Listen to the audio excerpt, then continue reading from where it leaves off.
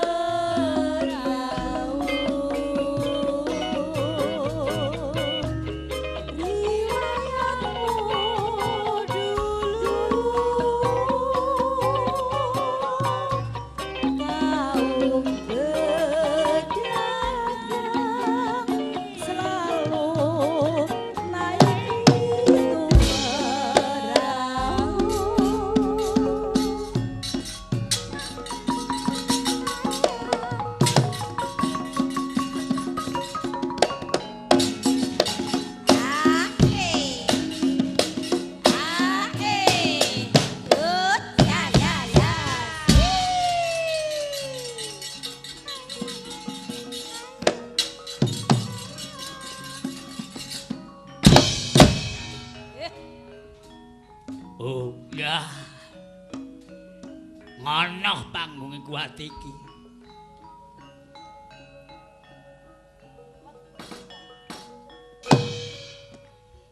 Lumbung desa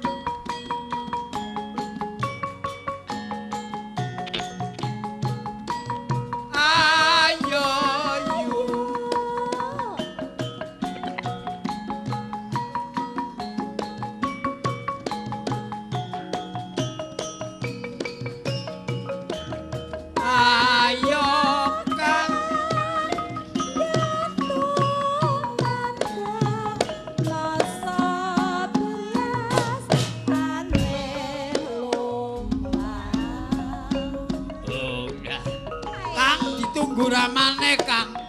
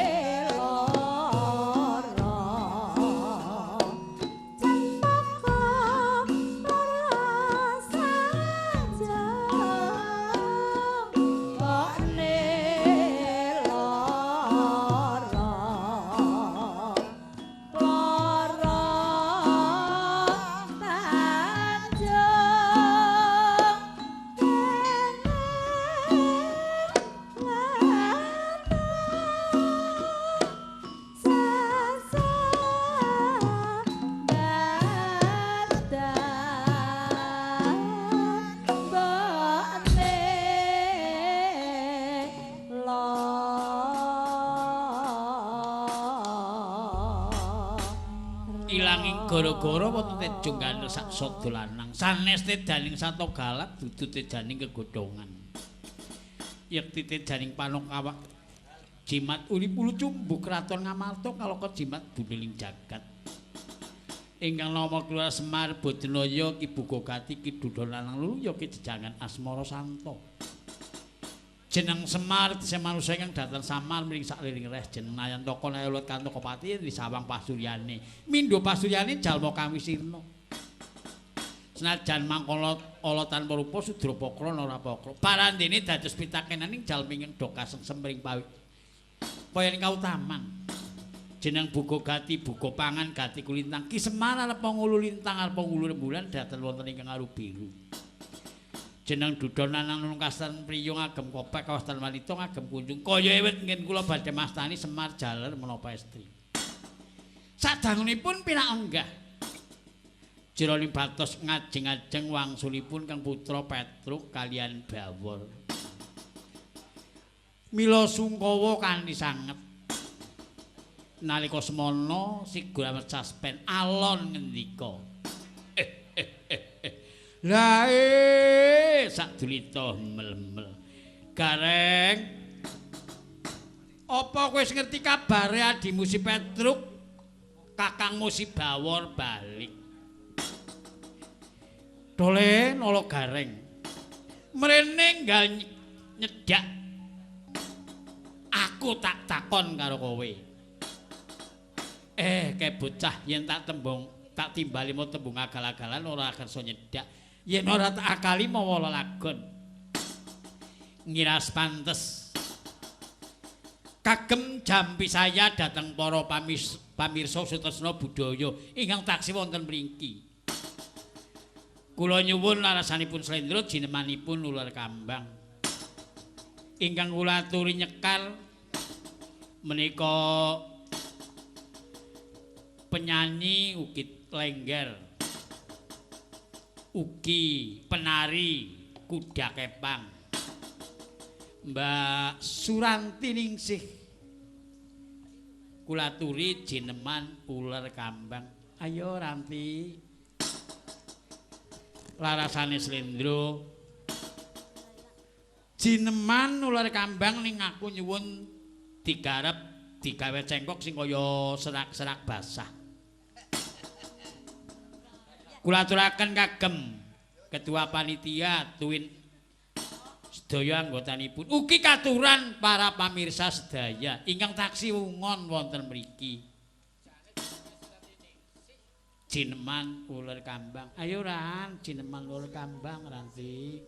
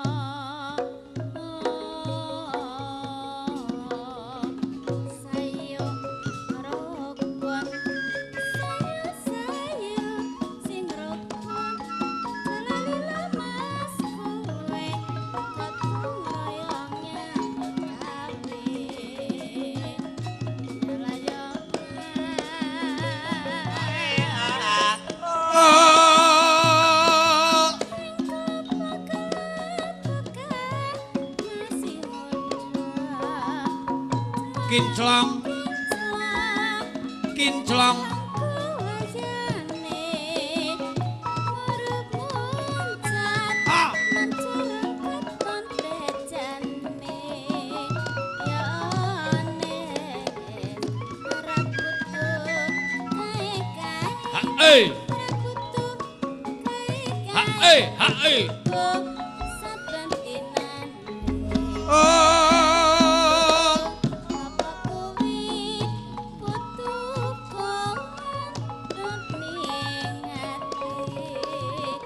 janji sabar copodo kesusu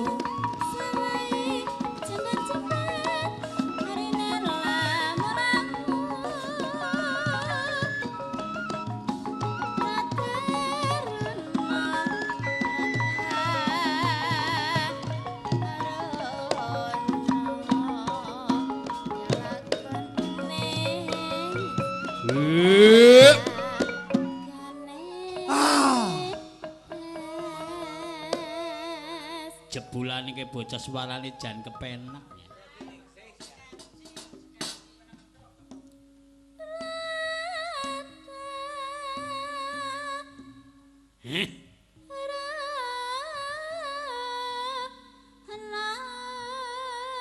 Ning malah anggar mislam melu malah rusak suara.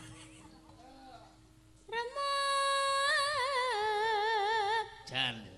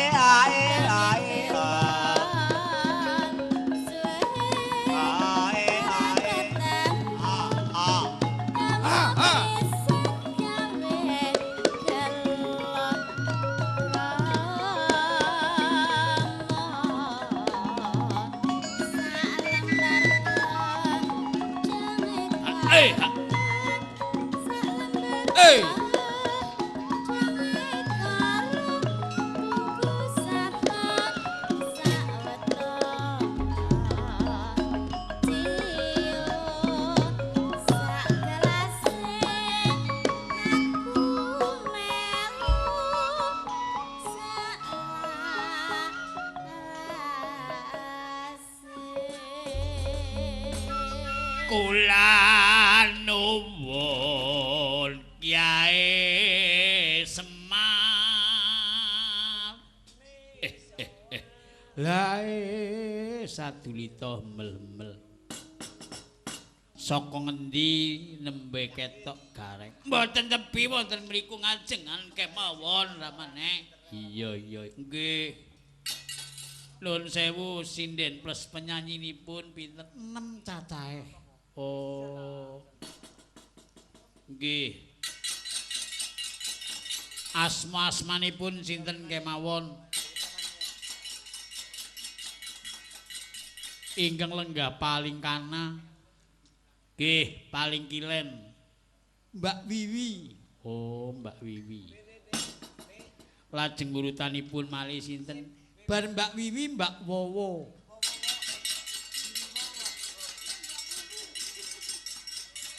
Nggih. Urutanipun malih sinten? Mbak Ranti. Oh, Ranti. Sing tes nembang jineman ular kambang. Oh. Kae pesenane tukang sound system.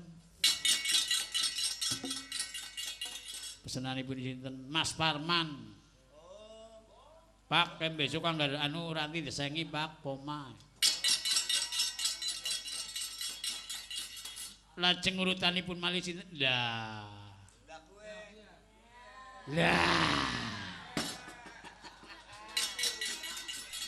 Iki meet in Gemelem, Kecamatan Susukan ingkang ngecak kondang terkenal batike Banjarnegara. Iki kejabane sinden iki lengger. Oh.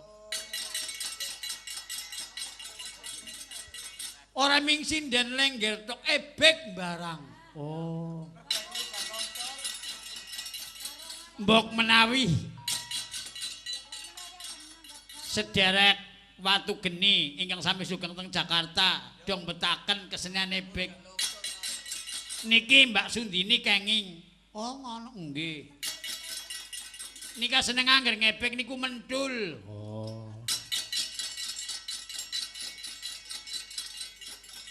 Urutane maning sinten malih nika biyunge. Oh iya biyungmu ya kan nggih, biyunge. Sing setia sangat kali ramane. Iya gareng iya.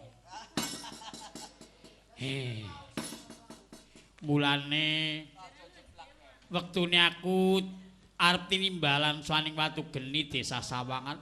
Pinuju aku ki lara. Mas Parman ki rawuh nyang Banyumas, nyang rumah sakit. Oh, aku ki ngletak-tak. Nembe dioperasi. Oh, nggih. Kenang bendu bagus. Kenang bendu ki bendune sapa?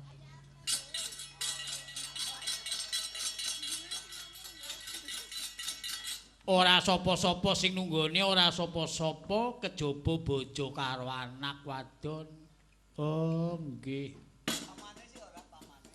Mesine rombongan ya pada tuwi ndean.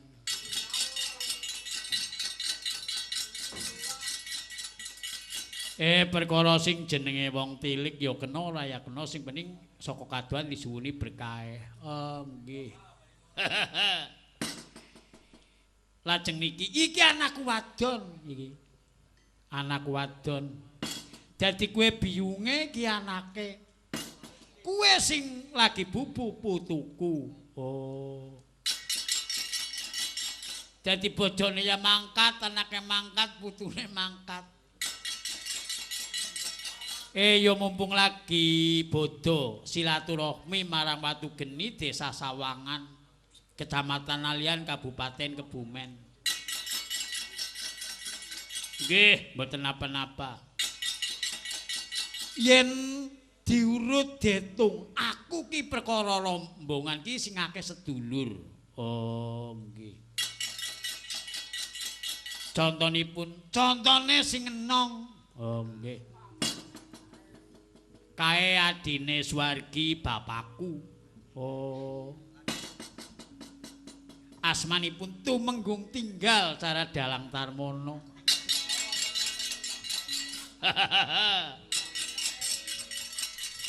Nggih, matur nuwun. Mugi-mugi silaturahmi menika dalu menika lumantar wayangan. Kula sak rombongan sowan wonten paguyuban Watu Geni Sawangan ingkang sami sugeng wonten Jakarta. Sedaya kemawon tansah wilujeng saras panjang yuswa, selalu gampil pikantuk rejeki ingkang berkah. Allahumma ngono ku. Nggih. Nggih nyuwun pangapunten kanthi sanget ingkang benjang kapan badhe kondur dhateng Jakarta ingkang sami ngantos-antos. Mugi selalu wilujeng saras. Ngono kuwi Gareng iya. arep maturno lagon apa? Kula badhe ngaturaken lagon kagem seksi konsumsi. Lagune Sambel Kemangi. Oh iya. Sing arep nembang. Ayo Wi, nembang karo kowe Wowo. Wiwi karo Wowo. Terus Ranti ayo ketelon ngadeg. Napa? Sambel Kemangi. Ayo, enggal cepet-cepet ngadeg. Ya. Walah. Tepuk tangannya mana ya Gayaga? Walah. Sugeng dalu sugeng midhangetaken, sugeng dalu sugeng ngamisani. Katuran seksi konsumsi ingkang sampun maringi daran lan sanesipun kula ngaturaken geng panuwun dados yo.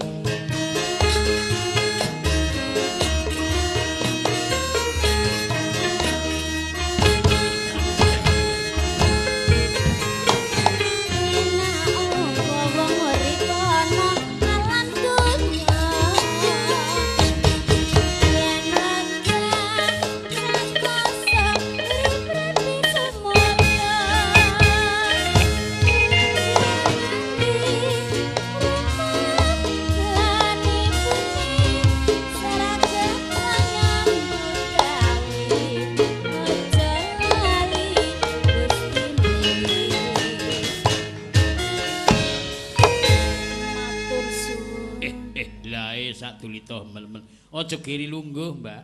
Oh, nggih. Esi ana lagon pundutan. Gareng, nggih. Sing dikersake lagone apa? Kembang Rawe, Kembang Rawe. Alias Rada Jawa Timur, nggih. Kembang Rawe. Ingkang diaturna kagem para pamirsa Tresna budaya. Ingkang taksih sami pungon wonten watu geni mriki. Kembang Rawe dados yo.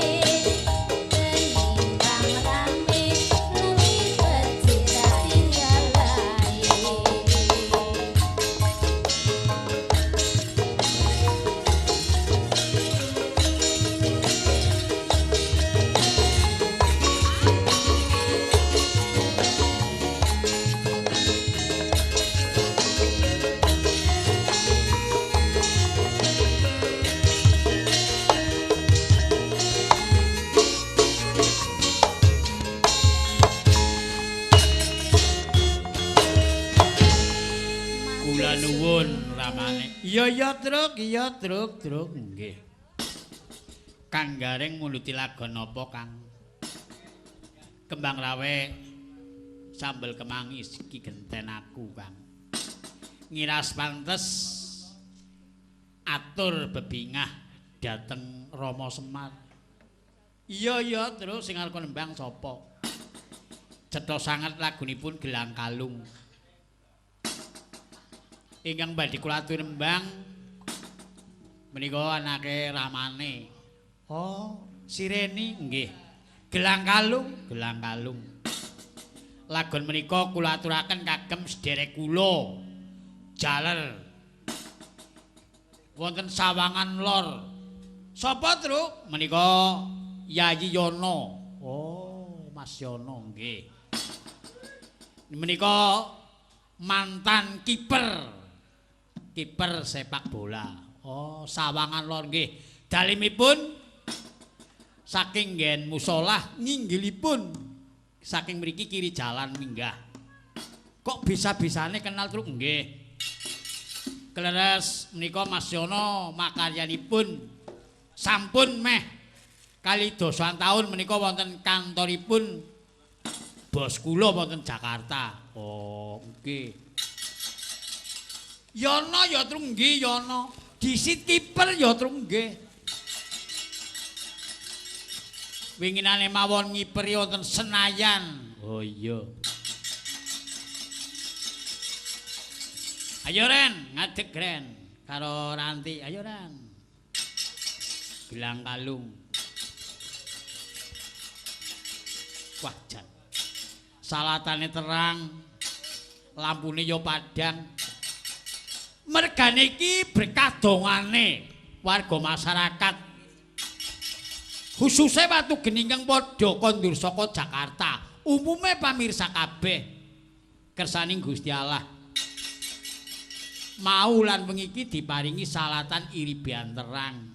Oh nggih. Lan uga bareng dongane rombongane aku sak rombongane muga-muga sing terang. Ngoten niku nggih. Gusti Allah ki ora sare apa panjaluke apa panyuwune umate. Oh nggih. Lan ugi lagon menika kula aturaken dhateng kedua panitia lan sedaya panitia. Ugi mboten supe katuran Mas Yono manten kiper. Tepuk tangan yaga-yaga. Wah, jan. Makaryane kerjane Mas Yono nang ndi? Jalan Hanekir loro nomor 9. Rumah sakit kecantikan. Wah, jan. Yen winginane nang ngarepe gedung SCTV ning saiki ketone SCTV wis pindah. Cakete Senayan City. Oh, Senayan City. Sing ceritane apa-apane larang ya dong larang. Lah wong dompet kok atusan ewu, kaos 700.000. Malah ngecara sing ngegong kaos 700.000 lah, jan. Kang dalu kang midhangetaken Gelang Kalung, Mas. Monggo.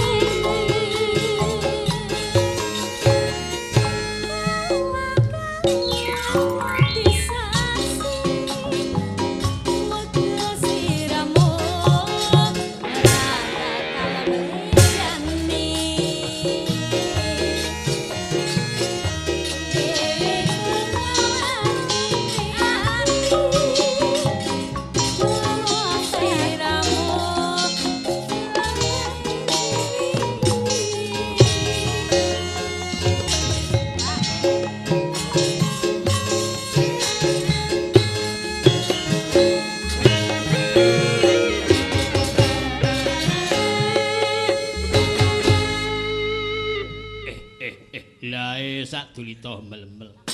Mbak Ranti karo Rene aja giri lenggah. Saiki dibarengi karo Mbak Wiwi. Aku tak nurusake wayangan mengko.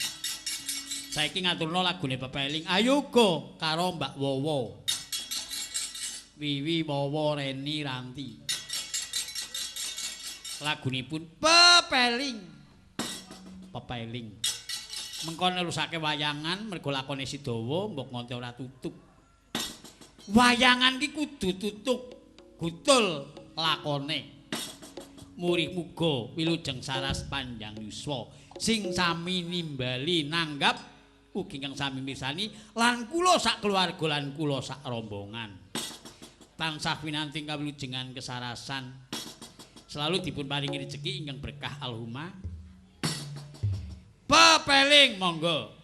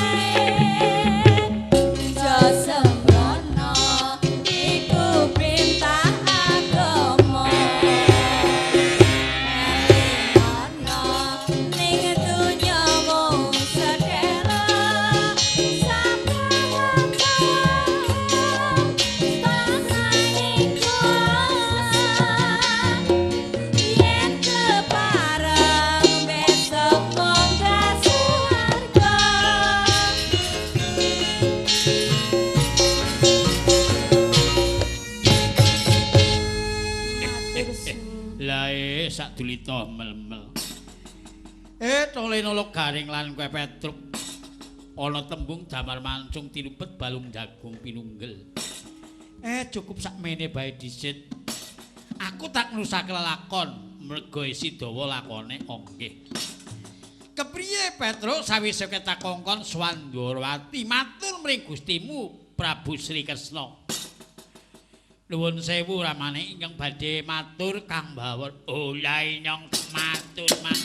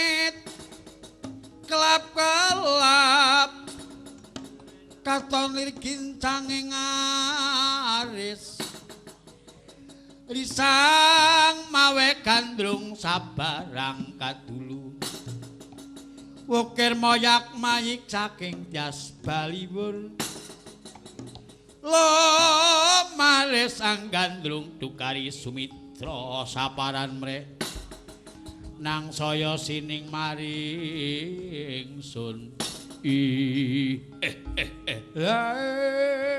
sak dulita embel-embel. Iya Petruk iya. Sawise kowe Swandrawati kowe matur.